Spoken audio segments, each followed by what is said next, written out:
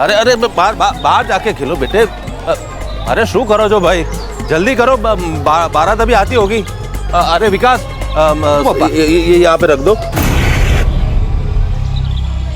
और सुनो, मधु तैयार है कि नहीं देखो जाके। हाँ मैं देखता हूँ। हाँ। अरे ये देखो बारात आ गई, देखो जल्दी मधु तैयार है। हाँ मैं देख। मारे लगन नहीं करवा माँ, आप लोग क्यों नहीं समझ रहे?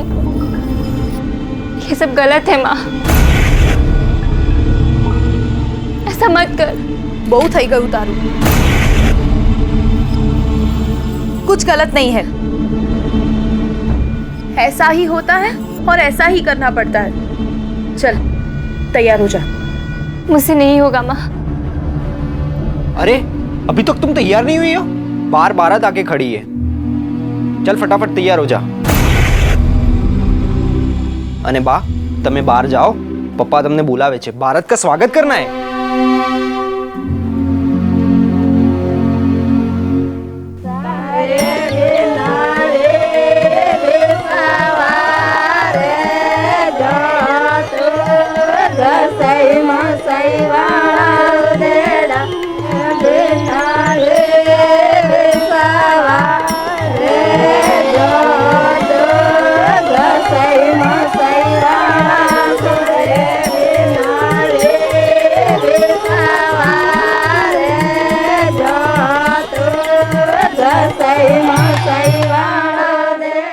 मधु चल दी।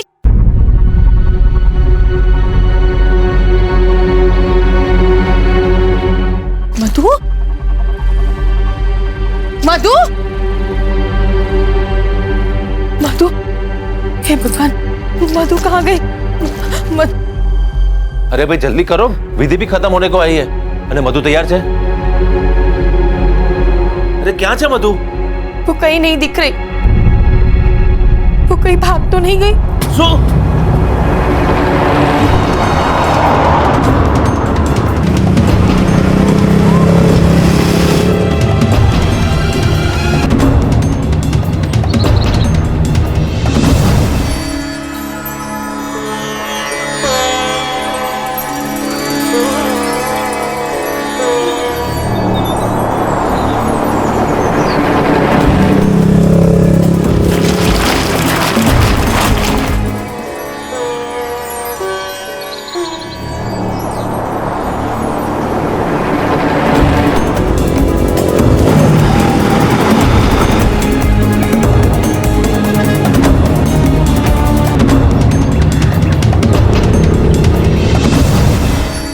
क्या छे?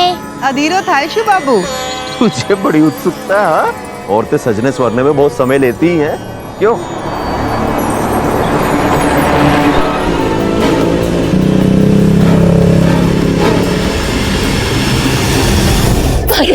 मैंने इधर नहीं जाओ, मुझे यहाँ नहीं रहना, अपने साथ में तेरा नहीं रहना मुझे। चुप चुप चुप, बस सब ठीक हो जाएगा, मैं हूं ना तेरे साथ, सब ठीक हो जाएगा। मधु, साले तुझे मना किया था ना इसको नहीं मिलने का। छोड़ो मुझे। कमरे उठाएगा, खिसका रही हूँ। तने अपना खानदानी पर परवाह नहीं करी।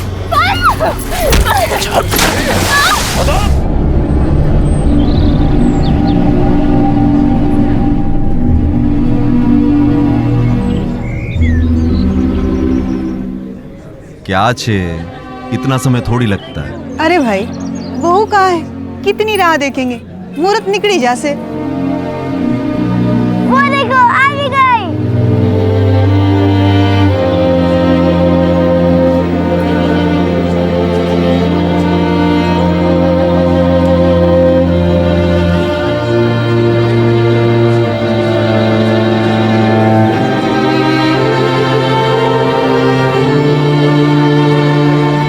सरस, पंडित जी शादी शुरू करवा।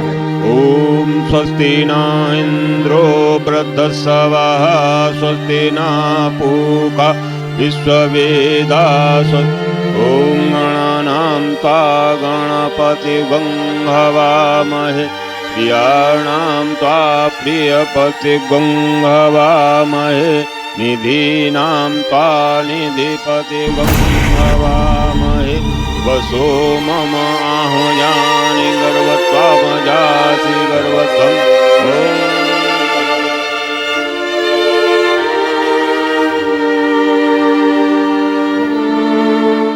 सिर्फ 8 साल की उम्र वाले गोपू के साथ होने जा रही थी मधु की शादी, और यही कारण था कि मधु को यह शादी नामंजूर थी। मधु के पास तो जायज कारण था यह शादी ना करने का, लेकिन उसके माता पिता की ऐसी कौन सी मजबूरी थी जो वो अपनी 21 साल की बेटी का विवाह एक 8 साल के बच्चे से करवा रहे थे। यह हैरान कर देने वाली शादी किसी की मजबूरी नहीं, बल्कि एक पुरानी प्रथा की वजह से हो रही थी।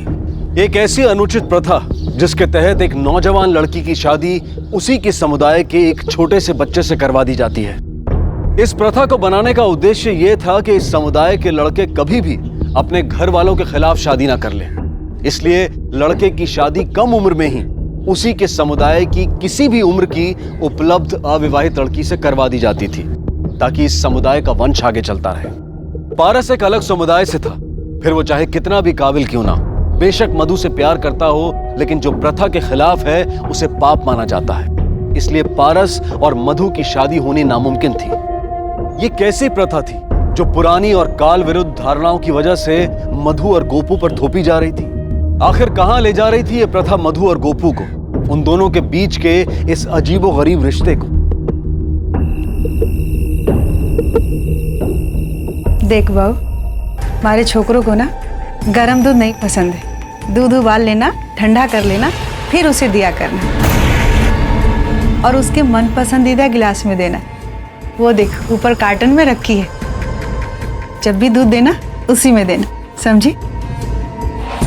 और सुन, जब गुस्सा हो जाए और नींद में हो ना, तो अपने हाथ से खाना खिला देना। खिलाएगी ना? दायो छोकरो छुमारे, अब सारी जिम्मेदारी तुम्हारे ऊपर है, संभालेगी ना? જેમ પિક્ચરમાં હીરો હિરોઈન હોય ને એમ તું अब हीरो और मधु तेरी हीरोइन, तने जे જોઈએ એ કહેવાનું। अब वो तेरी हर बात मानेगी और बिल्कुल भी डरना नहीं। अब तू पति है, हेमल भाई की तरह, मेरी तरह, समझा? और हाँ, बैरी का पूरा ख्याल रखने का। बैरी की रक्षा।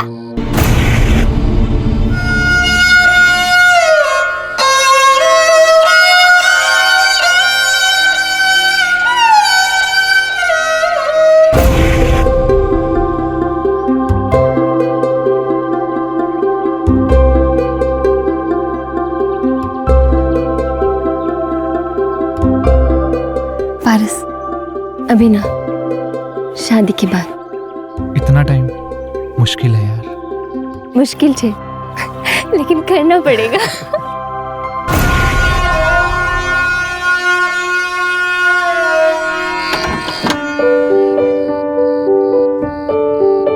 हाय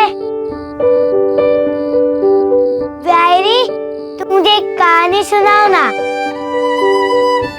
क्या? हाँ, जल्दी सुनाओ ना।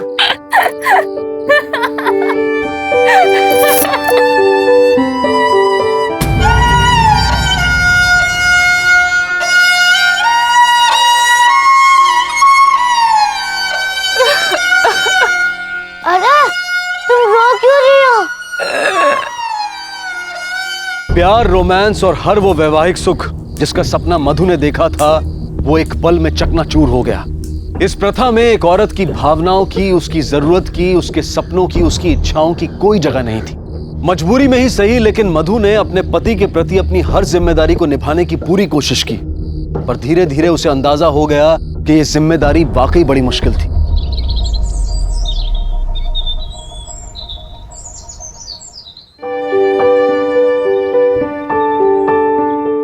ऐसे नहीं, ठीक से करना, ऐसे नहीं, स्टाइल कर और घुमाना, जेल लगा। गोपू, स्कूल में ऐसा नहीं चलेगा, टीचर वर्ड से। बर्थडे के दिन चलता है, नई ड्रेस भी पहनी है, नितिन ने भी किया था। और तू मेरी भाई जो मैं कहूँ वो कर। और मुझे बर्थडे के दिन अच्छा दिखना है, स्टाइल जो ये छे सख्त लाना।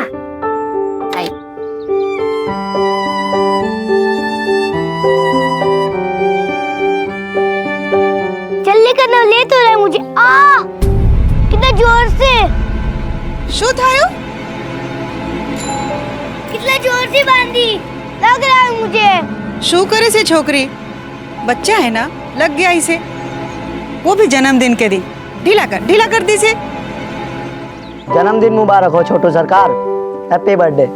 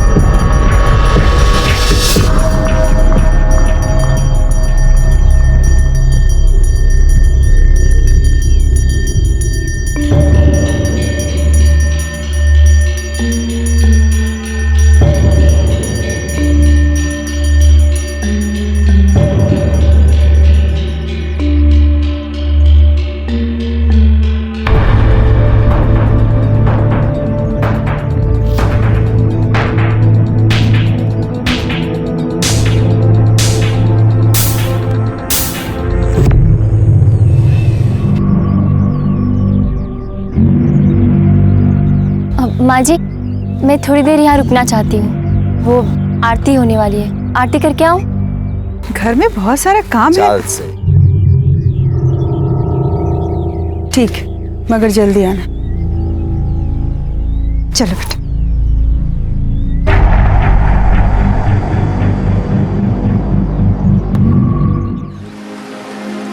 नहीं पारस, ये सब ठीक नहीं छे। मेरी शादी हो गई है। शादी? वो शादी नहीं है, वो मजाक है, मजाक। और मैंने सब कुछ सोच लिया, हम लोग शहर में रहेंगे अपने हिसाब से, और हमारे शहर में कोई बोलेगा ही नहीं, कायदे के विरुद्ध छे। ना पारस, तू जा यहाँ से। तू मुझे प्यार नहीं करती? करती हूँ, लेकिन क्या? मैंने सब कुछ सोच लिया, तुम मुझे थोड़ा सा वक्त दो। तुम मुझे यहीं मंदिर के पीछे आकर मिलना हर रोज, वादा कर, वचन दे।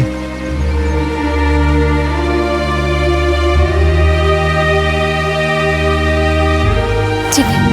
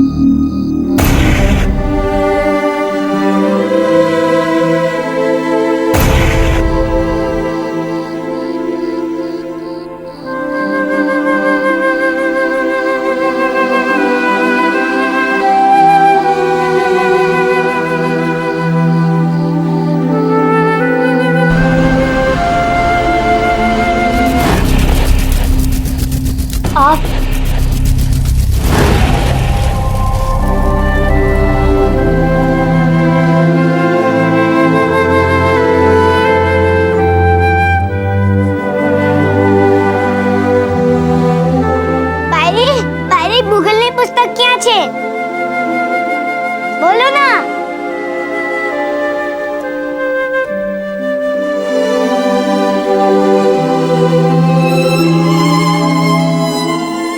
ओए, क्या हुआ तुझे? कहाँ कोई है? गोपू कुछ पूछ रहा था ना, सुनाई नहीं दिया? सुनाई दिया है। तो फिर जवाब क्यों नहीं दिया?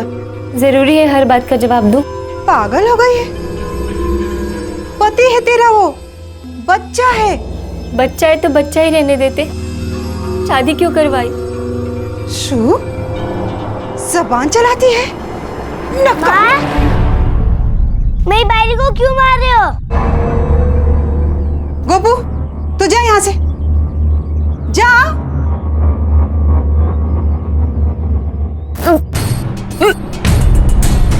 अरे सुन,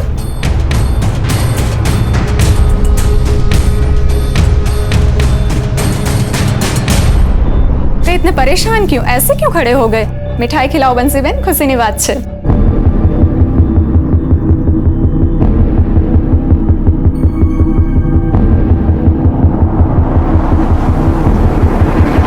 मधु और गर्भवती, पर कैसे? एक 8 साल के बच्चे से विवाहित मधु के प्रेग्नेंट होने की खबर सुनकर परिवार के सारे सदस्य दंग रह गए। लाजमी था कि कई सवाल उठने लगे। क्या मधु के किसी के साथ अवैध संबंध थे? क्या मधु की जिंदगी में कोई और भी था? कौन था जिसका बच्चा मधु की कोख में पल रहा था? किसका बच्चा है? बोल, बोल ना। चुप क्यों है? बोल बोल, अरे बोल। 1 लाख वापिस। इसी घर का बच्चा है।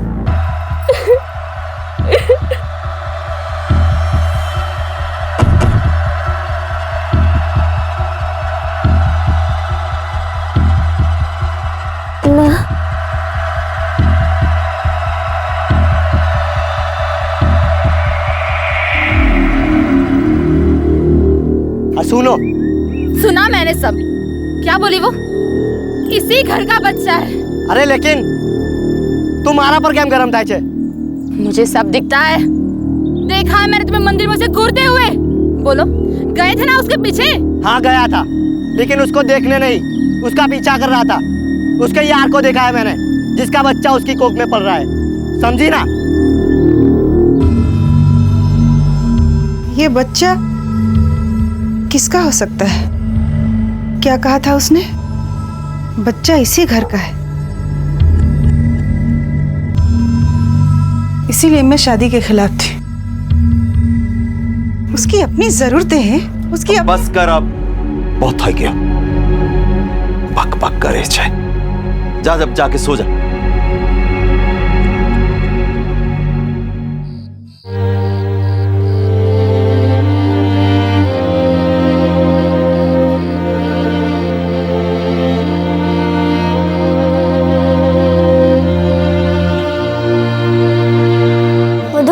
मधु, तुझे क्या हुआ मधु? बोलना मधु। सर दबा दूं? दवाई ला दूं? बोलना मधु, क्या हुआ? तू मुझसे बात क्यों नहीं कर रही? बोलना। अब तू जा यहाँ से, अकेला छोड़ दे मुझे, जा।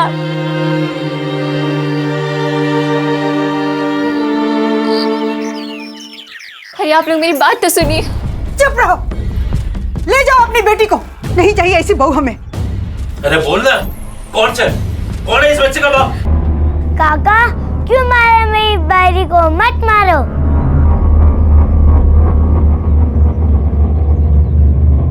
गोपू, जा अंदर। चल। अने तमे ले जाओ अपनी बेटी को। ये बेटी नहीं, कलंक है, कलंक। नाम डाले इस मारूफ। आज से तेरा और मेरा रिश्ता खत्म।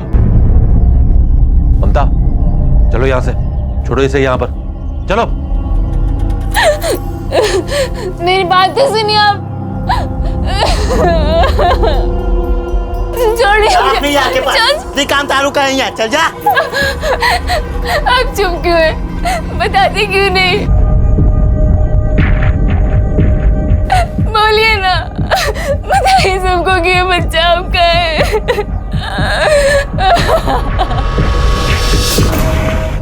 बोलिए ना, बताइए सबको कि ये बच्चा आपका है।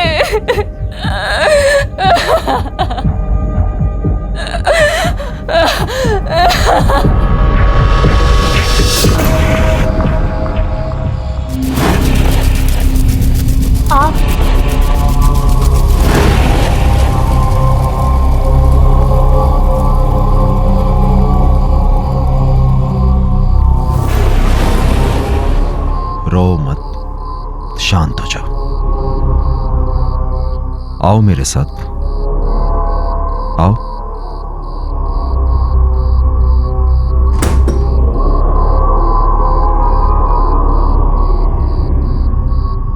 मधु, मैं जानू छू तुम अकेली हो, तुम्हारी कुछ जरूरतें हैं और इसीलिए मैं तुम्हारा अकेलापन दूर कर दूं। ये अब क्या कह रहे हैं? मधु, ये प्रथा कह रहे और तुम कहीं बाहर जाओ उससे अच्छा तो मैं हूं ना। छोड़िए, जाएंगे यहाँ से कि मैं जाऊं?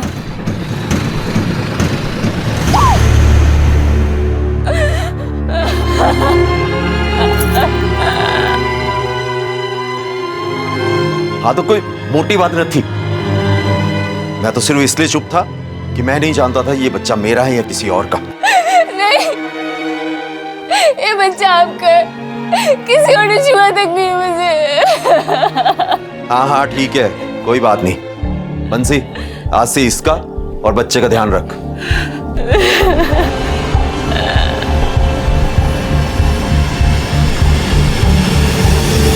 आखिरकार सच सामने आ ही गया।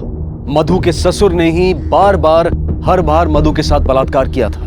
सच जानकर हैरान होने के बावजूद भी घर वालों में से किसी ने चू तक नहीं की। घर के मुखिया के खिलाफ जाने की हिम्मत घर के किसी सदस्य में नहीं थी। सारे इतने दुर्बल थे कि आखिरकार मधु के बच्चे को स्वीकार कर लिया गया। मधु खुद इस फैसले से नाखुश थी। वो जानती थी कि बच्चे का दुनिया में आना उसके पैरों में बेड़ियां पड़ने के समान है और उसके बाद पारस और उसका एक होना मुश्किल ही नहीं, नामुमकिन था।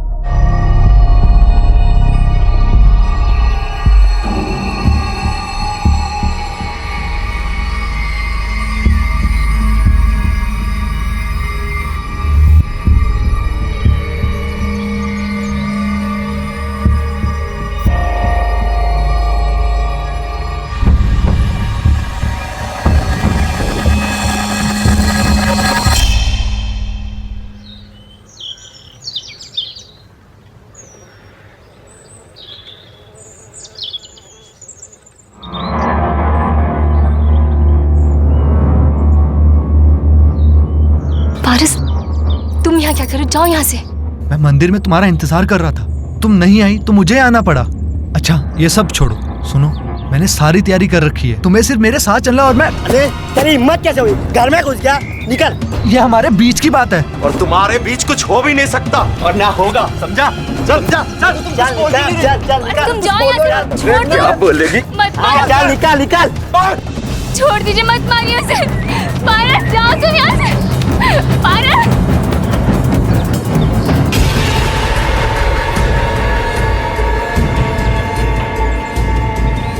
तुमने मुझे धोखा दिया। निकाल निकाल। अरे क्या सोचा था मैंने तुम्हारे साथ, तुमने क्या किया? अरे छोड़ूंगा नहीं मैं। जाओ। अरे जा रहा हूं मैं, छोड़ूंगा नहीं तुम्हें। जाओ।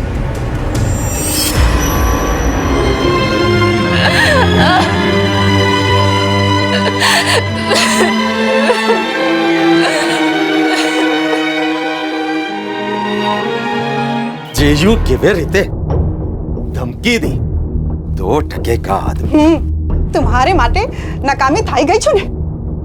अब मैं बूढ़ी हो चुकी। अरे प्रेरणा, क्या कर रही है तू? ठीक से तो लगा तो रही हूँ। अब ये आने वाली बच्ची तुम्हारी बहन भी होगी और भतीजी भी। तुम्हें कैसे पता कि ये आने वाली लड़की ही होगी? पता नहीं है, पर आशा करूँ छू कि लड़की हो, क्योंकि अगर लड़का हुआ तो जायदाद एक और हिस्से में बटेगी, वैसे भी कम है।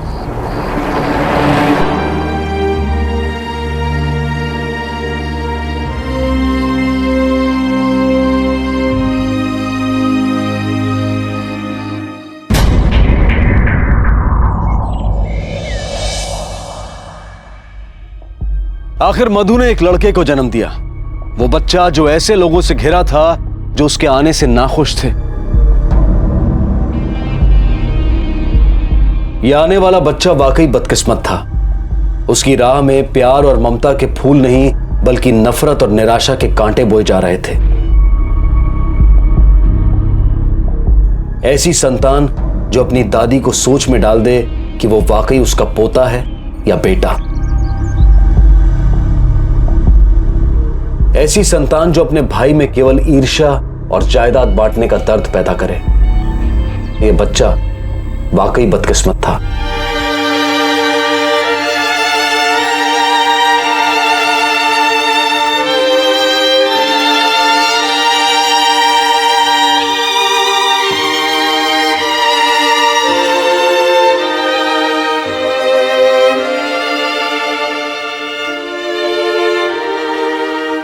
क्या था इस बच्चे का मुकद्दर ये कोई नहीं जानता था और ना ही किसी को इसकी परवाह थी, लेकिन जल्द ही ये कहानी एक ऐसा मोड़ लेने वाली थी शायद जिसके बारे में किसी ने सोचा तक नहीं था।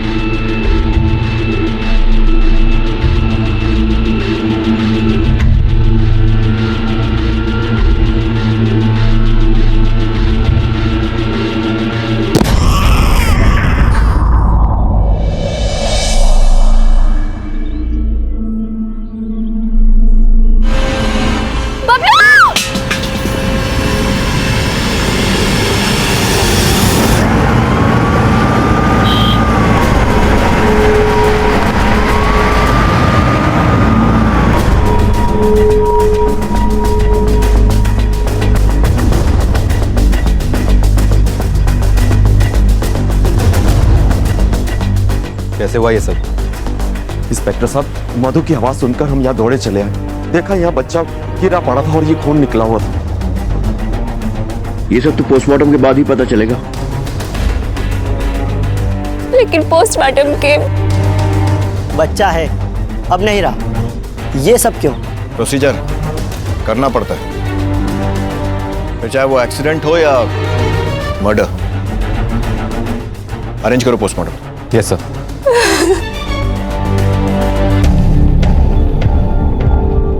बच्चे की पोस्टमार्टम रिपोर्ट सर। मौत गला घोटने से हुई है सर। और ये गला घोटना झूले से गिरने के पहले हुआ या बाद में? वो कहना मुश्किल है सर, पर उसी दौरान हुआ है। मर्डर केस है सर, ये गला घोटा गया है। फैमिली के सारे मेंबर्स को इन्वेस्टिगेशन के लिए राउंड अप करो, जो एक मर्डर को एक्सीडेंट बोल रहे हैं। लेकिन बच्चे की जान आम के? यही तो हम भी पता लगाने आए कि आखिर एक बच्चे से किसकी दुश्मनी हो सकती है। या इस घर में कोई ऐसा है जो उस बच्चे के आने से खुश नहीं था? हम में से तो कोई नहीं। हम सब तो बहुत खुश थे बच्चे के आने से। शायद अपने आप ही वो झूले में से गिर गया होगा। पोस्टमार्टम रिपोर्ट, बच्चे का गला भी घोटा गया था।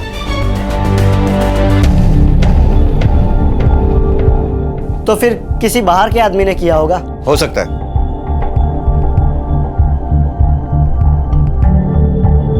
वैसे भी हम आपको सिर्फ इन्फॉर्म करने आए थे। चलो जाइए।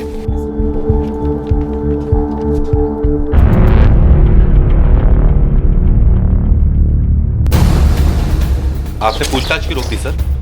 कोई फायदा नहीं था सर। देखा नहीं कैसे डिफेंसिव हो रहे थे सबके साथ। इन लोगों से एक साथ नहीं, एक ही करके पूछताछ करनी पड़ेगी। बुलाओ थाने सब। तुम्हें क्या लगता है किसने मारा तुम्हारे बेटे को? नहीं, वो मेरा बेटा नहीं, मेरी बायरी प्रेरणा है। वो मधु और बापूजी का बच्चा था। जी हाँ, वो मेरा बच्चा था, बबलू। आपका? हाँ हाँ सर, घर में सब जानते हैं, बच्चा बापू का ही है। मेरा पति गोपू है। गोपू मेरा बेटा है साहब, 8 साल का है। तुम लोग अब तक उस प्रथा को मान रहे हो?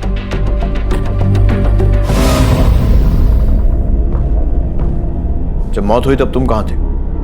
वो मैं नहाने गई थी। जानवरों के डॉक्टर के पास गया था, गाय बीमार थी। जी, हिसाब कर रहा था। जी रसोड़ा में थी। मैं सासू माँ के साथ रसोड़ा में ही थी साहब। बच्चे पर किसी का गुस्सा? गुस्सा क्यों होगा? नहीं। हम तो बहुत खुश थे, मेरा बेटा। तुम्हें चाहिए था ये बच्चा? मेरे चाहने या ना चाहने से क्या होता है? और गोपू?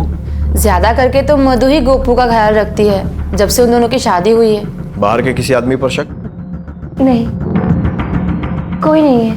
हाँ, मधु का एक यार है, पारस। मधु से प्यार करता था वो, पारस। जाते जाते पारस धमकी देकर गया था। गुस्से में था साहब। बोल के गया है कि छोड़ूंगा नहीं। साहब आप मुझसे क्यों पूछ रहे हैं? मुझे तो खुद एक दिन बाद पता चला। और पैसे भी, मेरा मधु से कुछ लेना देना नहीं है। अच्छा, और उस धमकी का क्या जो तूने दी थी? छोड़ूंगा नहीं तुम्हें मैं। अरे छोड़ूंगा नहीं मैं। अरे छोड़ूंगा नहीं मैं। नहीं साहब, वो गुस्से में बोल दिया था मैंने। अच्छी बात यह है कि मैं मधु से बहुत प्यार करता हूँ और वो गुस्से में निकल गया। और उस दिन के बाद मैं कभी वहाँ गया ही नहीं। मुझे लगा कि शायद उसकी कोई मजबूरी रही हो और ना ही उसका कभी देखा मैंने। जाओ, जरूरत पड़ी तो बुलाऊंगा, आ जाना। ठीक है सर।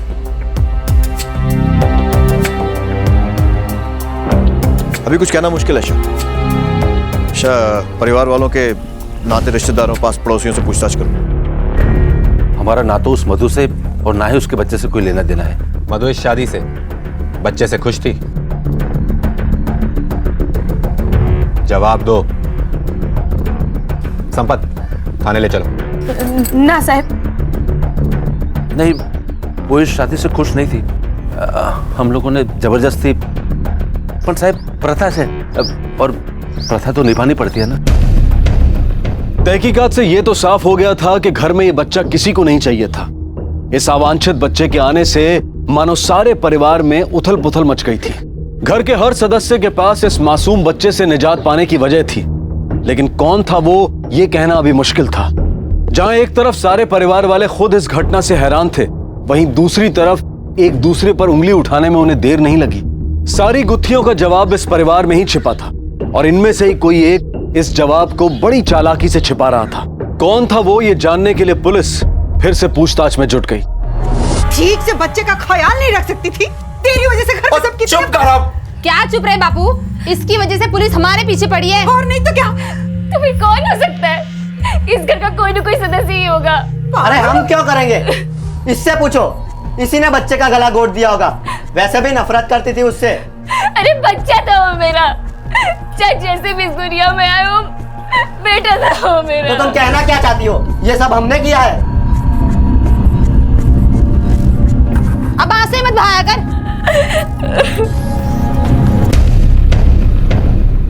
केस बहुत सेंसिटिव हो गया, इसे सावधानी से हैंडल करना होगा। ध्यान रख।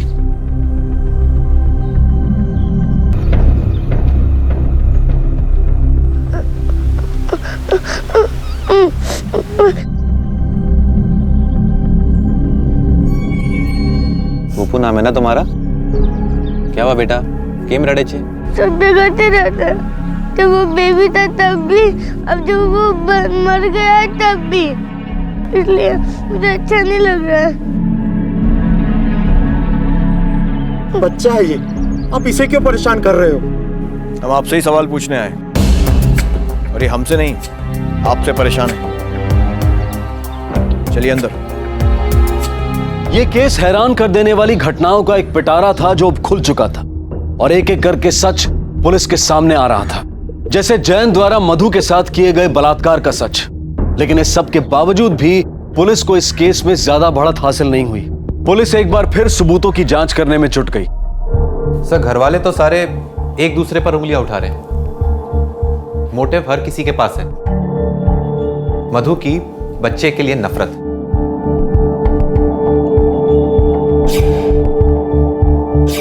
क्योंकि ये बच्चा जयंत ने उसके साथ किए बलात्कार से पैदा हुआ था। हेमल बच्चे के साथ जायदाद नहीं बांटना चाहता था।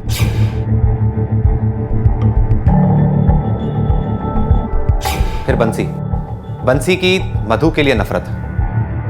अपने होते हुए मधु के पेट में अपने ही पति का बच्चा होना, सर बंसी को तकलीफ तो जरूर होती होगी, फिर भी पता नहीं हम क्या मिस कर रहे हैं सर। क्या नहीं? किसे?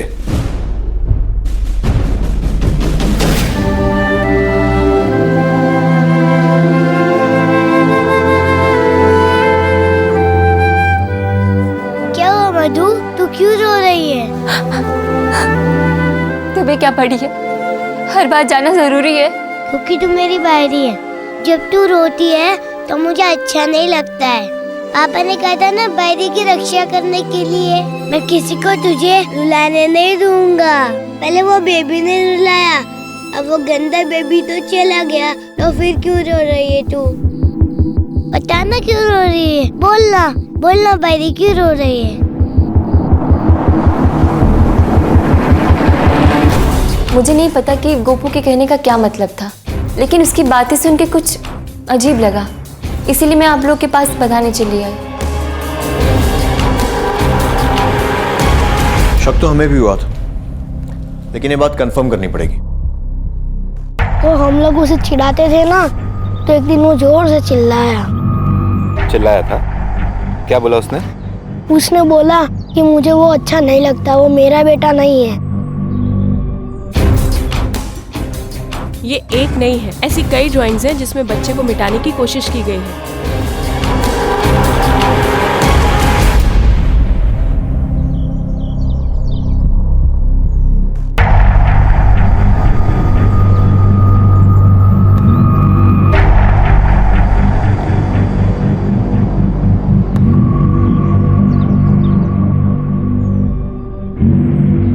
गोपू, मेरा लाल। गोपू, અહીં आओ। आओ।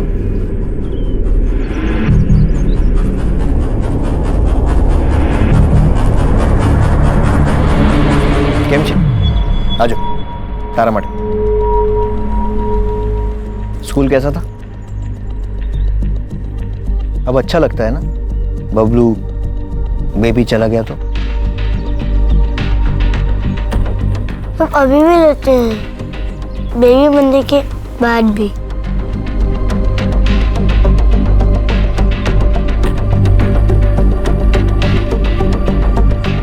अच्छा, किधर मरा था बेबी? यहीं गिरा था ना बबलू? मुझे तो याद भी नहीं है। गोपू, तने याद है?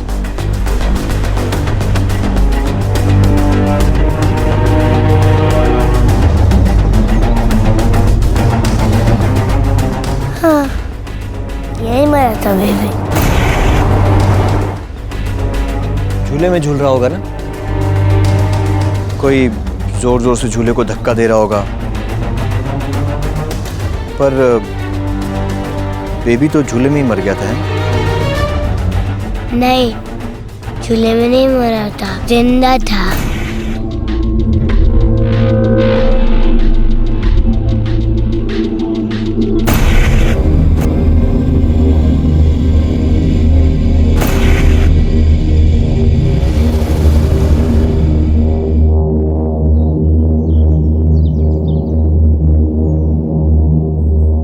तो फिर झूले से गिरकर मर गया होगा, है ना?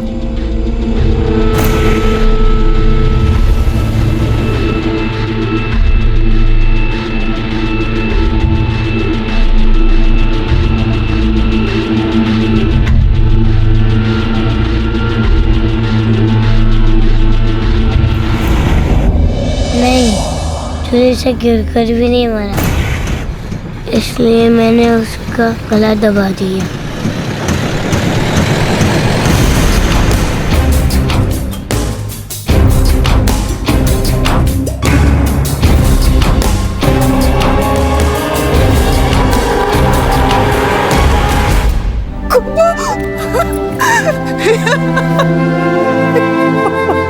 वो सबको परेशान करता था, इसलिए मैंने उसे मार दिया।